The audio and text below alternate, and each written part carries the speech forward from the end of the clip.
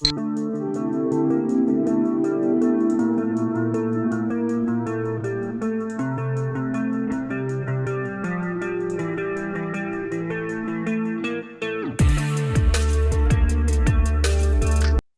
Namaste and smile welcome to all my smiling viewers and smiling guests.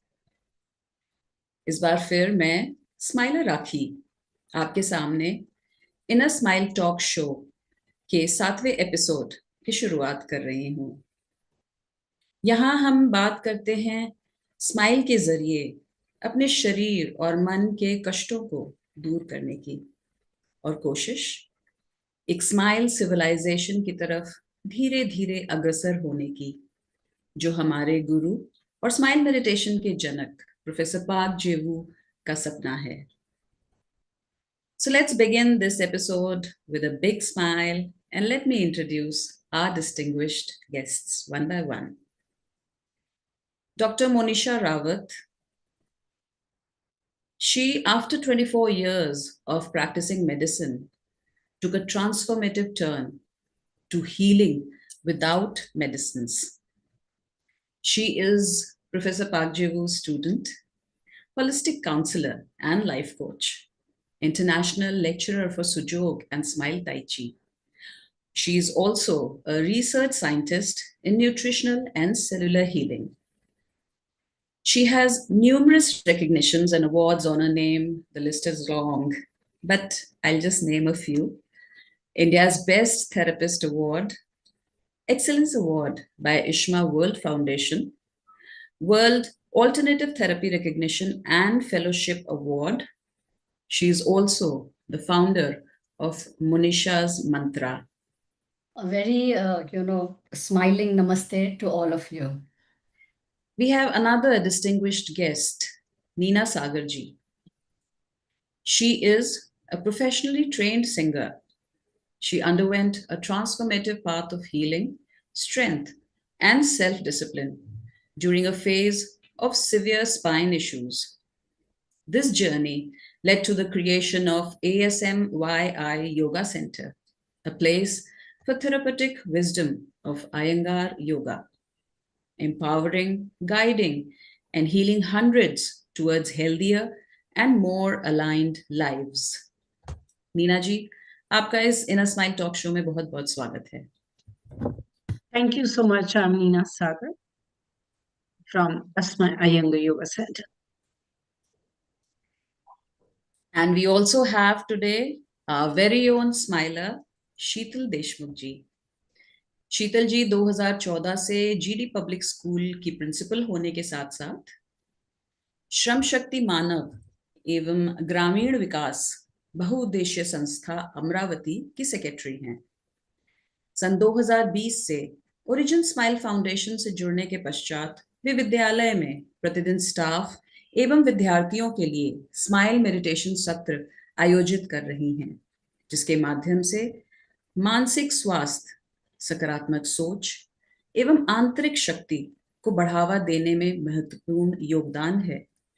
शीतल देशमुख जी का शिक्षण क्षेत्र में नेतृत्व, सामाजिक सेवा में योगदान तथा मानवीय मूल्यों के प्रति गहरा समर्पण उन्हें समाज के लिए एक प्रेरणादायी व्यक्तित्व बनाता है.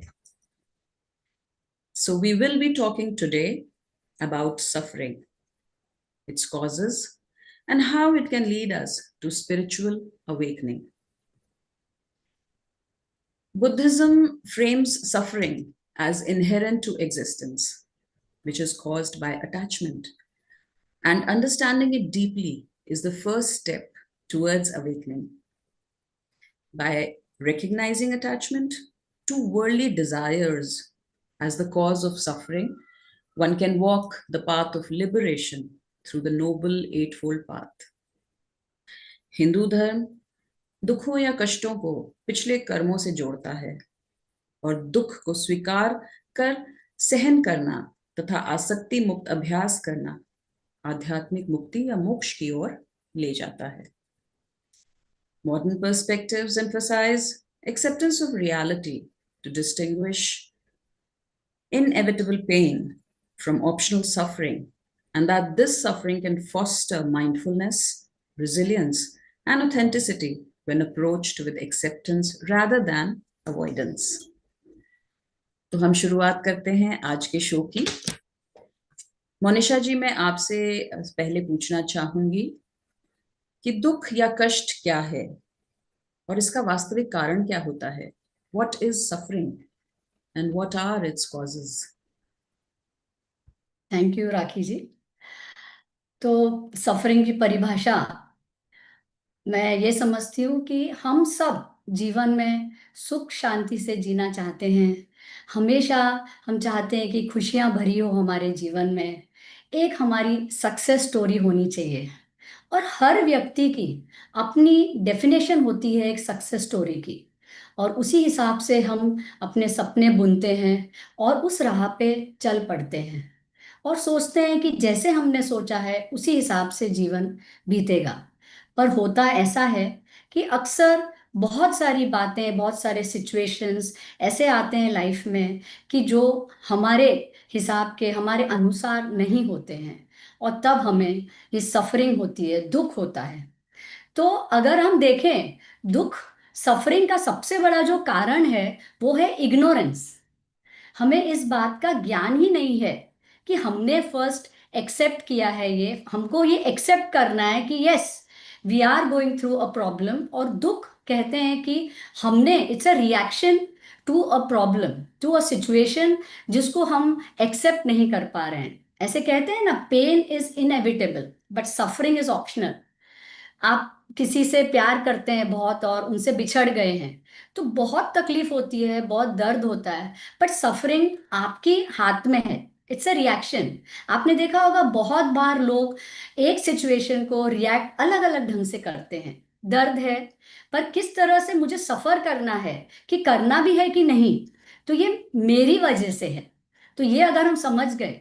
दूसरा एक होता है असंतोष जीवन में। तो ये असंतोष एक बहुत बड़ा कारण है सफरिंग का। मेरे पास छोटा सा घर है, मेरी बहन के पास बड़ा घर है, बस ये एक बहुत बड़ा कारण है। जब तक मैं एक और बड़ा घर नहीं ले सकती तब तक आई एम सफरिंग। सो दिखने के लिए बहुत सिंपल चीज है, पर उससे आगे चल के हम जो देखते हैं, बीमारियां जो बनती हैं, नहीं नहीं हमारे अंदर, पर पूरे फैमिली मेंबर्स में एक नेगेटिविटी, एक अप्रोच हो जाती है लाइफ में, जिसकी वजह से प्रॉब्लम्स होती हैं। फिर एक और जो बहुत बड़ा कारण है सफरिंग का, वो मैं सोचती हूँ अटैचमेंट। बहुत हम प्यार करते हैं अपने बेटे को, और जब बहू आती है तो एक दुख होने लगता है कि मेरा बेटा बदल गया, I can not share my love. Okay, तो वो एक और बहुत बड़ा कारण है, हम सोचते हैं सफरिंग का। और मेन जो बात मैं समझती हूँ वो अतीत, हमारे पास्ट के बीते हुए पलों का बोझ जो हम हमेशा कैरी करते हैं, और जो वर्तमान हमारा जीवन है वो जी नहीं पाते। बार बार हमारी सोच कि मेरे साथ ऐसा हुआ वैसा हुआ। So these are one of the, I think, major causes of suffering जो हम देख रहे हैं आजकल। और जैसे मैंने कहा, वी व्हेन वी रियलाइज कि suffering is self created, it is a reaction towards a situation which we are not ready, and that is the reason. जब वो एक्सेप्टेंस आ जाता है तो धीरे धीरे वो सफरिंग खत्म हो जाती है। बहुत सही कहा आपने मोनिशा जी। और अपनी रोजमर्रा की जिंदगी से लेकर के बहुत कुछ आपने बता दिया कि दुखों और कष्टों का कारण क्या होता है। बहुत ज्यादा केसेस में attachments and of course reacting to the situations. शायद हम अगर रिस्पॉन्ड करें rather than रिएक्टिंग तो शायद सफरिंग हमें कम हो जाएगी। नीना जी, यही प्रश्न मैं आपसे पूछना चाहूंगी कि दुख या कष्ट क्या है और इसका वास्तविक कारण क्या होता है?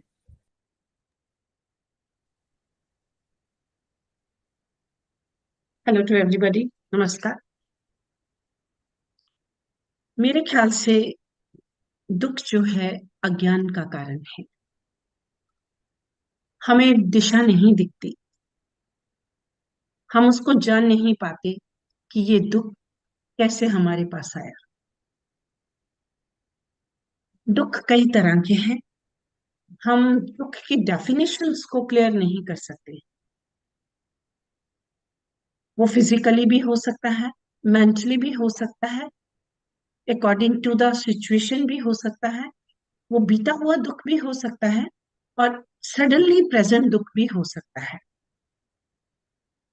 दुख की डेफिनेशंस बहुत सारी हैं, बट दुख एक अंधेरे कमरे की तरह है।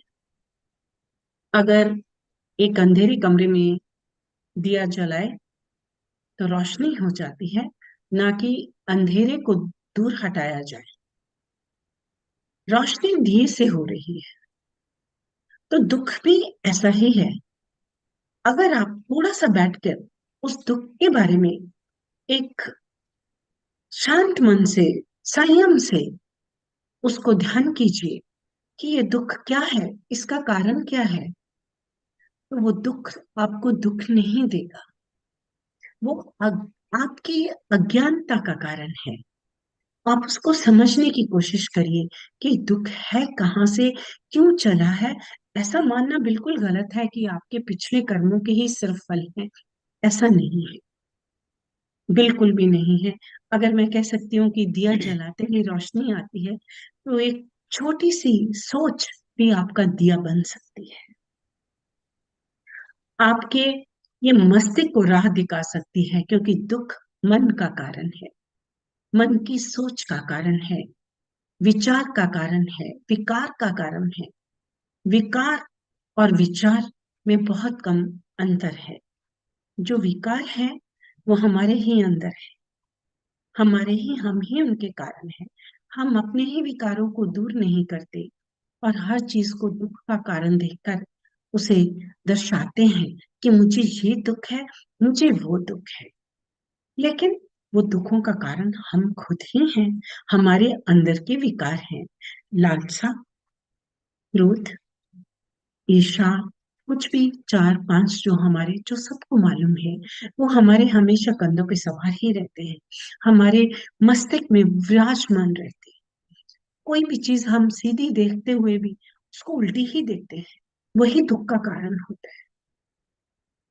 अगर हम उसको सही ढंग से देखें, अपनी जगह, दूसरे की जगह अपने को खड़ा करके देखें, तो सिचुएशन बदल जाएगी। वो दुख आपको दुख नहीं लगेगा। बहू को बेटी की तरह देखिए। आप उसके बिना कहे ही बात को बुरा मान सकते हैं। बेटी चार बात बोल के भी चली जाएगी, क्यों नहीं दुख?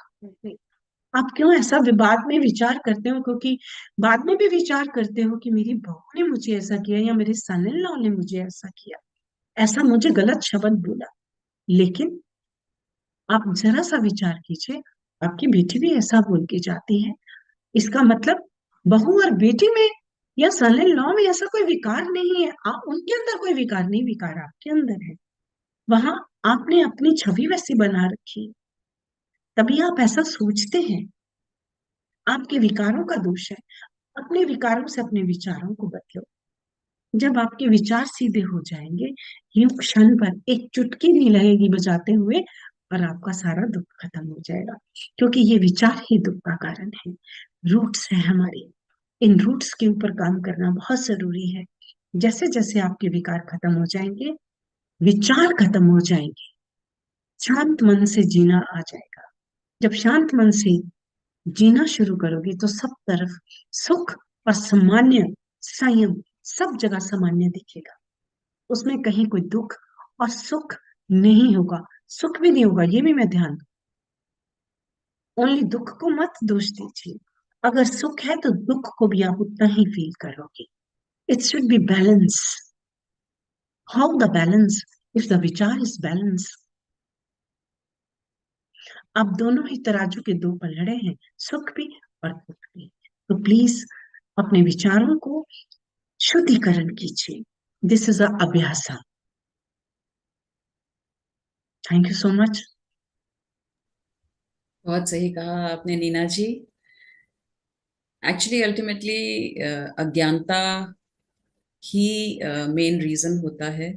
और दूसरों को देखने से पहले शायद अगर हम अपने अंदर झांक कर पहले देखेंगे तो दुख सुख सब समझ में आ जाएगा। शीतल जी, मैं आपसे पूछना चाहूंगी अब कि दुख या कष्ट क्या है और इसका वास्तविक कारण क्या होता है। नमस्ते राखी जी। अम, मुझे ऐसा लगता है कि दुख जो है वो हम खुद क्रिएट करते हैं। अगर माना जाए तो चार तरह के दुख होते हैं। एक होता है सेल्फ, खुद के शरीर के प्रति अगर हमारी हेल्थ अच्छी नहीं है तो भी उस वजह से दुख होता है। अगर हमारा करियर हमें जैसा चाहिए वैसा अगर नहीं है तो भी दुख क्रिएट होता है।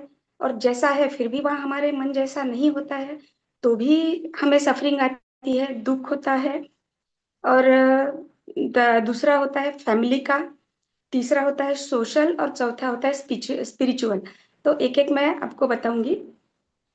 जैसे फैमिली का, हम फैमिली में अगर जॉइंट फैमिली में रह रहे हैं, सब लोग हमारे अनुसार नहीं रह रहे हैं, हमारे और उनके विचार एक नहीं है, तो इस वजह से भी हमको दुख होता है। अम, और अगर आजकल हम अगर देखें तो मेड पे हमारा लाइफ बहुत डिपेंड है। मेड अगर नहीं आई है तो भी हमारे सफरिंग का वो कारण बनता है। फैमिली की हेल्थ को लेकर भी हमें दुख होता है। अगर किसी को कुछ प्रॉब्लम है तो भी हमें दुख होता है। सोशल लाइफ, हमारी सोशल लाइफ में भी, सोशल लाइफ की वजह से भी हमें दुख आ सकता है। जैसे सोशल लाइफ में कुछ कोर्ट इश्यूज चल रहे हैं, बैंक है, उसके अलावा हम कहीं किसी भी ऑर्गेनाइजेशन में जाते हैं जैसे स्कूल है, वहाँ भी अगर कुछ हमारे मन जैसा नहीं होता है तो वहाँ भी दुख होता है हमें, हम सफरिंग में आ जाते हैं।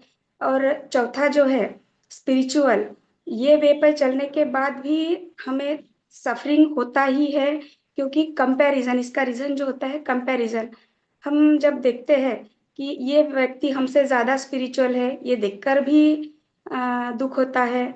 या फिर हम रोज़ मेडिटेशन करते हैं, तो जब भी मेडिटेशन हम करते हैं तो हमें लगता है कि आज का मेडिटेशन हमारा बहुत अच्छा हुआ है। सेकेंड डे जब हम मेडिटेशन के लिए बैठते हैं तो हमें लगता है कि कल के जैसा कंपैरिजन में ये नहीं हुआ है, कल की तरह हमारा आज का मेडिटेशन नहीं हुआ है। तो इस कंपैरिजन की वजह से भी हमें दुख होता है। मतलब हर सिचुएशन में, सेल्फ हो, फैमिली हो, सोशल हो या स्पिरिचुअल हो, हर जगह जो हमें सफरिंग जैसा नजर आता है वो हमारा खुद का क्रिएशन होता है। सफरिंग कहीं बाहर से नहीं आती है, ऐसा लगता है बाहर से आई है पर एक्चुअली वो बाहर से नहीं आई होती है। वो हमारे अंदर से हमने ही क्रिएट किया हुआ थॉट की वजह से हमें आती है। तो मुझे ऐसा लगता है कि जो सफरिंग है उसका जो कॉज है वो हमारे भीतर ही कहीं छुपा हुआ है। अगर हमने हमारी थॉट प्रोसेस बदल ली, और जब भी सफरिंग आता है, सफरिंग जैसा कुछ लगता है, तो जस्ट हम कुछ एक आध मिनट के लिए अगर हम शांत बैठे और सोचे कि ये क्यों आया है, क्या इसका कोई सॉल्यूशन है, तो शायद हम तभी जो रिएक्ट होते हैं वो रिएक्शन हमारा बदल सकता है और दुख हमें दुख जैसा नहीं लगेगा, ऐसा मुझे लगता है। Thank you. बहुत अच्छा बोला आपने शीतल जी। आपने अपनी पूरी लाइफ को, जिंदगी को चार हिस्सों में बांट करके अपना खुद का personal life, family life, social life और स्पिरिचुअल लाइफ, इन सब को बांट करके आपने उन सब से जो दुख मिलते हैं वो आपने बताया। Thank you so much share करने के लिए। मोनिशा जी, मैं दोबारा आपसे एक और प्रश्न करना चाहूंगी कि क्या दुख हमारे अंदर जागृति तक पहुंचने का द्वार बन सकता है? Can suffering become a doorway to inner awakening? देखा जाए तो ये जो बात है सफरिंग टू इनर अवेकनिंग, इसके बारे में रूमी जी जो पोएट है उन्होंने एक बहुत सुंदर लाइन कही है। The wound is the place where the light enters you. तो इस मैं अपनी हीलिंग जर्नी की शुरुआत के बारे में जरूर बताना आप लोगों के साथ शेयर करना चाहूंगी। मेरे जो पापा थे वो मेरी जिंदगी थे, और जब पता चला कि उन्हें कैंसर की बीमारी हो गई और वो भी लास्ट स्टेज, तो मैं पूर्ण रूप से टूट गई थी। मैं ऐसे इमेजिन भी नहीं कर सकती थी मेरी लाइफ विदाउट माय फादर। पर जो मैंने उनके साथ कैंसर जर्नी के 5 साल बिताए, जिंदगी ने मुझे बहुत कुछ दिखाया और सिखाया। पापा तो मेरे चले गए, उसका गम तो था ही, पर साथ ही में उन्होंने मुझे एक रास्ता दिखाया। मेरा जो लक्ष्य था जीवन में हमेशा, to create a smiling world, मैं किसी को सफर करते हुए कभी नहीं देख सकती थी। मैं हमेशा सोचती थी मैं किस तरह से लोगों की मदद करूं, पर रास्ता नहीं नजर आ रहा था। अब रास्ता साफ था। और आश्चर्य की बात यह है कि उसी साल मुझे हमारे स्माइल गुरु प्रोफेसर पाक जेबू मिले। और फिर ऐसा लगा कि पूरी दुनिया मेरे साथ है। The divinity is supporting me. ब्रह्मांड कहाँ कहाँ से मेरे लिए रिसोर्सेस जमा करता गया और मेरे रास्ते खुलते गए। तब मैंने चारों तरफ मैं देखती गई कि मेरा दुख तो बहुत कम है, दुनिया में इतना गम है। और मैंने अपना मोनिशास मंत्रा शुरू किया। आज पिछले 20 सालों से हम लोगों की हीलिंग जर्नी में साथ हैं, उन्हें मदद कर रहे हैं हमारे होलिस्टिक इंटीग्रेटेड प्रोग्राम के जरिए, जो विदाउट मेडिसिन है। हम एंटी मेडिसिन नहीं हैं, पर हम प्रो अवेयरनेस हैं। हम चाहते हैं जब लोग आते हैं वो अपने आप से जुड़े, कनेक्ट हो, और तब सेल्फ रियलाइजेशन होता है। और उस वक्त जब एक स्माइल टच करती है उनकी लाइफ, तो जीवन बदल जाता है। हम कहते हैं कि ये जो होलिस्टिक अप्रोच है हमारी, ये कोई मैजिक नहीं है, ये बॉडी की साइंस है। जब आप स्माइल करने लगते हैं, सबसे पहले जो रिएक्शन होता है वो हमारे ब्रेन में होता है। जो इतने समय से हम सफर कर रहे थे, दुख में थे, तकलीफ में थे, ढेर सारे हमारे बॉडी में स्ट्रेस हॉर्मोन्स रहे थे, अब हमारे जो ब्रेन है, it starts releasing the feel good hormones. हमारे जो मास्टर एंडोक्राइन हार्मोनल ग्लैंड्स हैं, उनमें से सेक्रीशन परफेक्ट होने लगती है। सारे ब्लॉकेजेस खुलने लगते हैं, चक्रास बैलेंस होने लगते हैं, और धीरे धीरे हमारी एनर्जी फ्लो फ्री होने लगती है। और हम देखते हैं कि किस तरह से जो लाइलाज बीमारियां हैं लोगों की, क्रॉनिक इलनेसेस है, जो उन्होंने सोचा था कि जन्म भर इसी के साथ हम जिएंगे, सफर करेंगे, वो सब रिवर्स होने लगे हैं। तो ये सत्य है कि बस जो शुरुआत है वो मैंने देखा एक स्माइल है। एक स्माइल किस तरह से आप अपने मन को और धीरे धीरे तन को स्माइलाइज कर सकते हैं। I am working on the cellular healing level.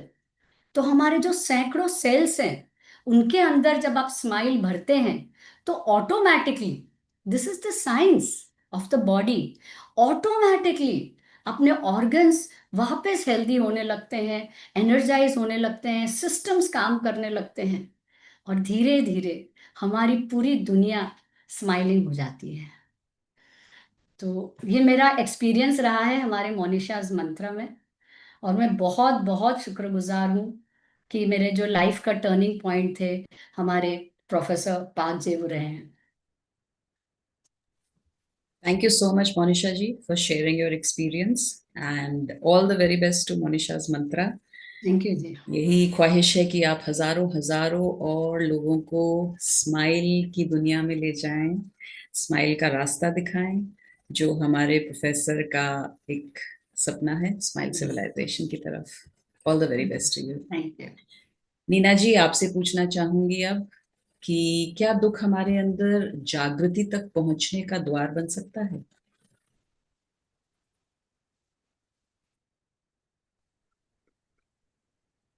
बिल्कुल बन भी सकता है, और कुछ एक के लिए नहीं।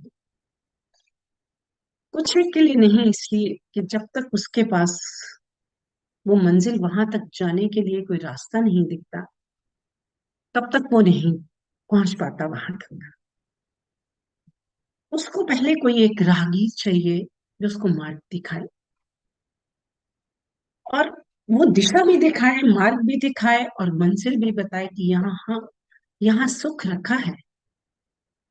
वो चलकर कोशिश करेगा, वरना इतना दुखी इंसान बहुत मुश्किल से फूक फूक कर कदम बढ़ाता है, क्योंकि दुखों से घिरा हुआ है। वो चाहता है मुझे सुकून आ जाए, लेकिन जल्दी सुकून आता नहीं है। फिर वो जब, मान लीजिए कि किसी एक का कहना मान के कोई दुखी इंसान उस राह पर चलता है, तो बहुत सारे लोग ऐसे हैं जो बीच में से छोड़ के उसको वापस लौट जाते हैं। लेकिन यहाँ पे कुछ प्रलब्ध के कर्म समझ लो कि उसकी तरफ उसे बढ़ाते हैं, या उसके खुद के स्ट्रॉन्ग विचार उस राह पर चलने के लिए अग्रसर करते हैं, और वो चलना शुरू करते हैं। जब वो चलना शुरू करते हैं उस तरफ कि हाँ ये मार्ग ठीक है, और उसमें से, उस मार्ग में से अगर उनको एक चिंगारी भी नजर आ गई तो वो उसकी मंजिल बन सकता है। बट उसको पहले वो चिंगारी नजर आनी चाहिए, उसके उसको ये फील होना चाहिए, महसूस होना चाहिए। वो महसूस उसके सरेंडर पर से है। अगर वो कहता है कि हाँ, जिसने भी मुझे ये राह दिखाई है मैं उसके प्रति अपने आप को सरेंडर करता, तभी वो उस राह पर चल पाएगा। चलेगा तो मंजिल भी उसके सामने होगी, वरना बहुत मुश्किल है। कहने में आसान लगता है, मेडिटेशन जैसा वर्ड योग की भाषा में 8वें स्तर पे है। 8वीं मंजिल को पार करना इतना आसान नहीं, सीधे 8वीं मंजिल पर नहीं बैठ सकते। वो 7 पीढ़ियां पार करनी है। This is a petals. वो एक एक करके ही फूल खिलता है, तो 7 पेटल खिलेंगे तो मेडिटेशन में बैठेंगे। तो वो यहाँ मैं अपने योग को महत्व दूंगी। योग इंसान को बदलने की प्रकृति रखता है, उसकी नेचर है। तो जब कहते हैं ना एक मकान को तोड़ के नया मकान बनाना है, तो पूरा नीचे से ही तोड़ के उसको नई दिशा दी जाएगी। तो योग वही काम करता है। आपकी मटी, आपके खून, आपके सेल, आपके मसल सब कुछ बदल देगा। जैसे जैसे वो बदलेगा आपका माइंड भी बदलेगा, क्योंकि mind is also a part of your body. Then the mind will be change, the body will change, your language will be change. Then तो पहली कलियां खिलेंगी, और प्रैक्टिस से दूसरी, तीसरी, फिर आप अपने सेंसेस को खुद कंट्रोल करना सीखेंगे, अपने ऑर्गन से बात करना आएगी। देन आप जाके प्रत्याहार और ध्यान जैसी स्थिति में बैठ पाएंगे, क्योंकि वो नींव आपकी नीचे से हिलेगी नहीं, वो स्ट्रांग रहेगी। आपने खुद बनाई है अपने कर्मों से। तो जब आप तब मेडिटेशन में बैठोगे तो आपको ऐसा लगेगा कि कभी दुख आया ही नहीं, और दुख आया भी है तो एक ऐसा सुख पाने के लिए, मुक्ति की राह पे जाने के लिए। Thank you so much Neena ji for sharing your views. सही कहा आपने, और आपने ये बताया कि योग हमारे लिए कितना जरूरी है, और योग से कैसे कैसे क्या क्या हमारे अंदर बदलता है। प्लस बाहर या कोई दूसरा, चाहे जितने जितने भी लोग हों, कोई चाहे जितना हमें बोले, लेकिन जब तक हमें खुद अंदर से वो महसूस नहीं होगा कि हाँ हमें कुछ करना है अपनी सिचुएशन का, तब तक हम अपने अंदर जागृति नहीं ला पाएंगे। Thank you so much Neena ji. Sheetal ji, अब मैं आपसे पूछना चाहूंगी कि क्या दुख हमारे अंदर जागृति का द्वार खोल सकता है? जी बिल्कुल, दुख हमारे अंदर जागृति का द्वार खोल सकता है।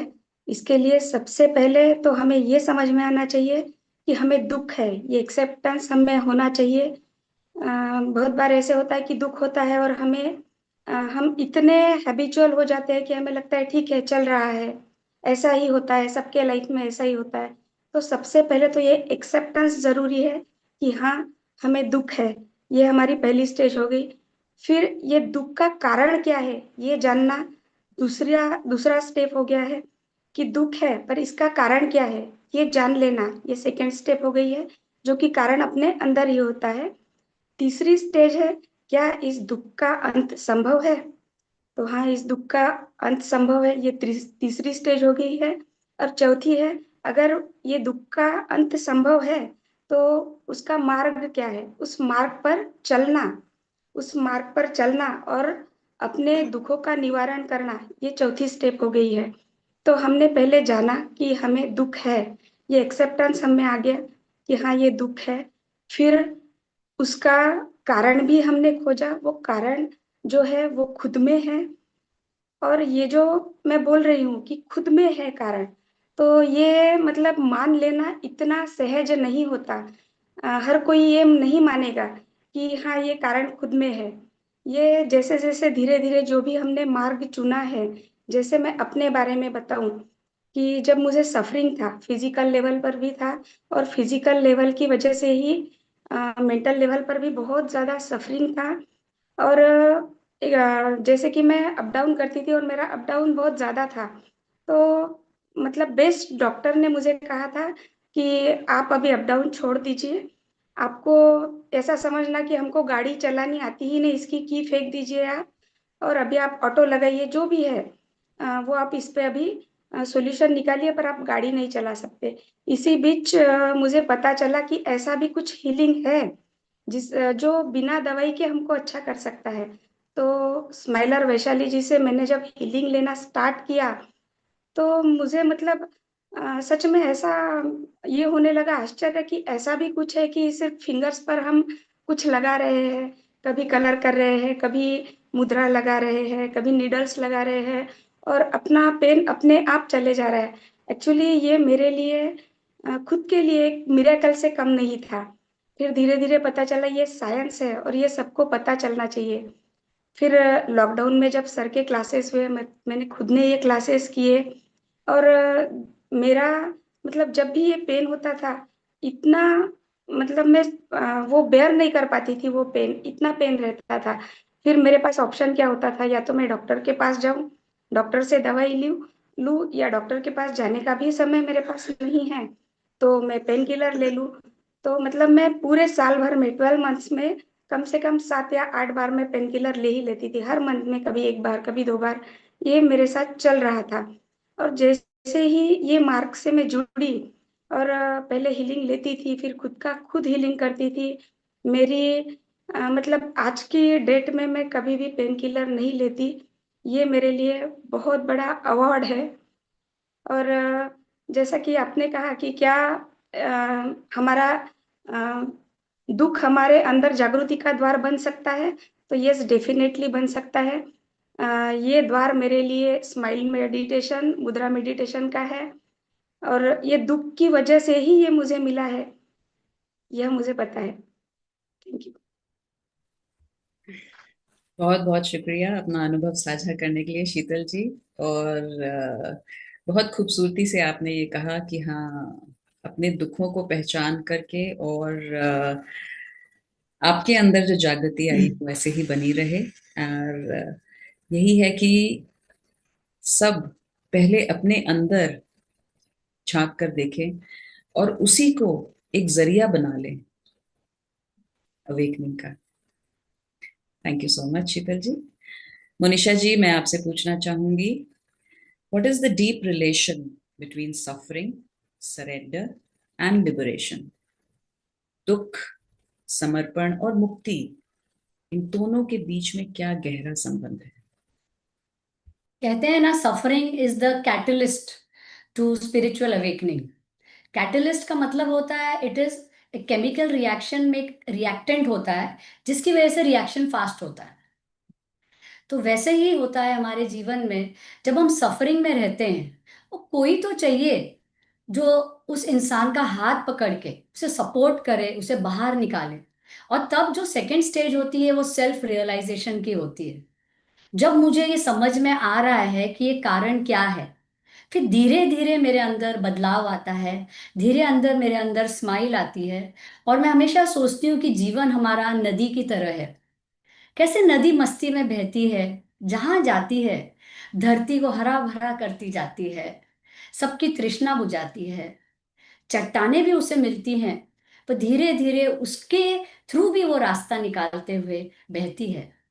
हमारा जीवन भी चंद पलों का भाव है। 100 साल भी अगर हमें जीना है, आप देखते हैं कि किस तरह से पल भाग रहे हैं।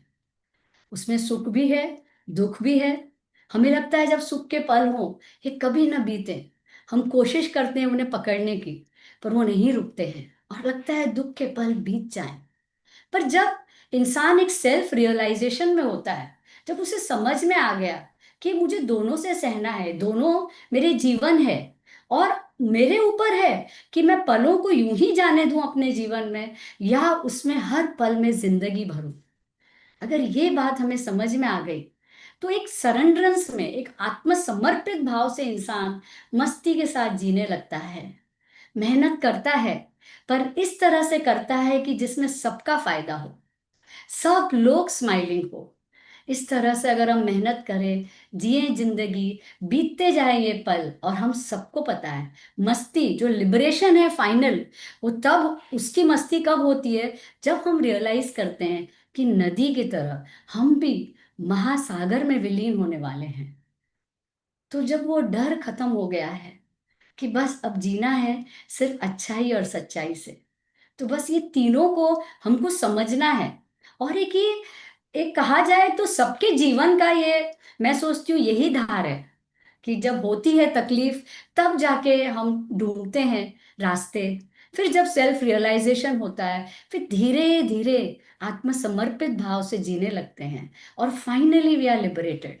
तो वही आनंद है, वही परम आनंद है जिसके लिए हमको मनुष्य जीवन मिला है।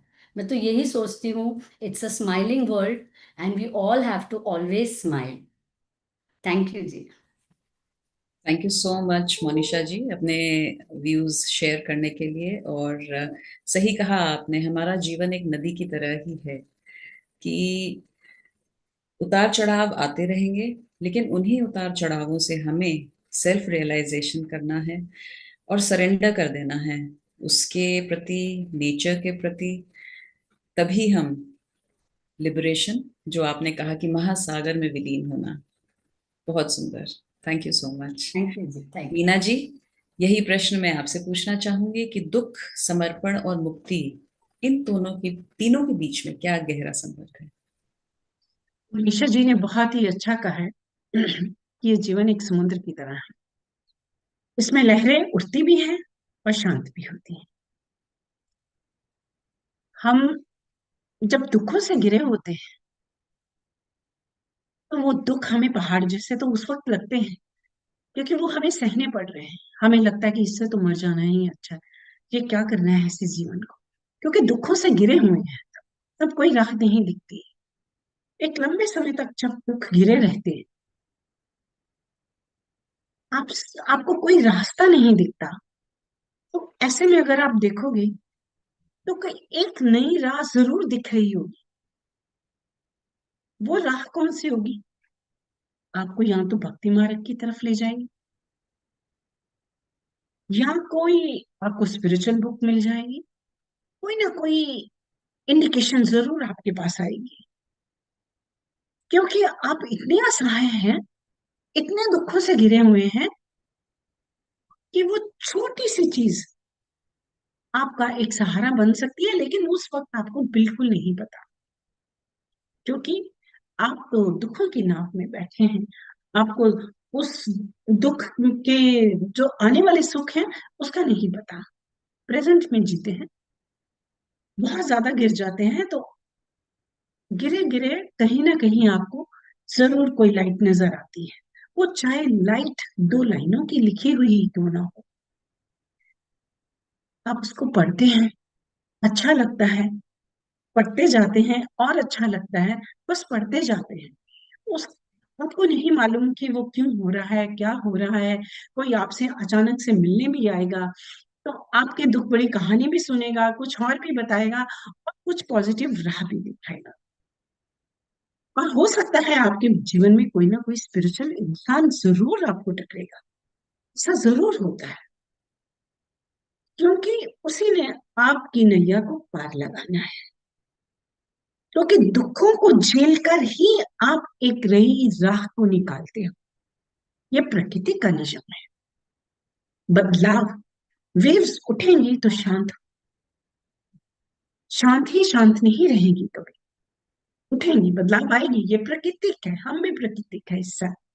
तो जब कोई स्पिरिचुअल लाइट आप जैसे ही आपके पास किसी भी कारण से, किसी भी तरीके से आपके पास पहुंचती है, तो आगे चल के, नॉट एट दैट प्रेजेंट, आप देखेंगे कि ओफो, ये दुख तो था ही नहीं। ये तो इसलिए था कि मुझे एक नई राह दिखनी थी। मैंने एक स्पिरिचुअल लाइफ को एक्सेप्ट करना था। मुझे मुक्ति मिलनी थी। ये मेरे अच्छे कर्मों का एक फल था जो मुझे दुख देकर बाहर निकाला गया। वरना मैं सुखी होती तो सुखी में ही जीवन को व्यतीत करते और मस्त रहती। मेरा कभी भी किसी तरफ ध्यान ही नहीं जाता। आज मैं इस सोच के काबिल हो गई, मुझे ईश्वर ने इस काबिल बना दिया, वो दुख देकर, वो समय देकर, कि मैं सुख को पहचान सकूं। ये दुख के राह से ही सुख की नैया मिलेगी। किनारा नदी को पार करने ही है। ये दुखों की नदी को पार करके ही हम किनारे लगेंगे। वरना हमेशा किनारे पे तो बैठे गए तो नदी का तो एहसास भी नहीं होगा।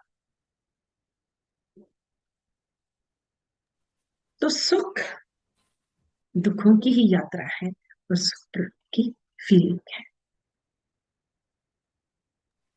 Thank you. Thank you Neena ji, अपने विचार साझा करने के लिए।